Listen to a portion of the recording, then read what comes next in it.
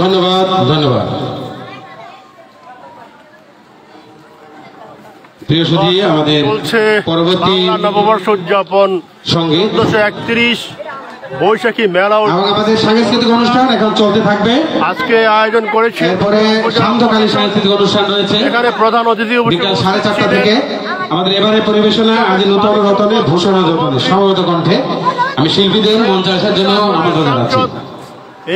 এনামুল হক শামীম। আজকে বৈশাখী মেলা ও সাংস্কৃতিক অনুষ্ঠান থেকে বিদায় নিচ্ছি। সকলকে ধন্যবাদ। পেজটি লাইক, কমেন্ট এবং শেয়ার করার জন্য।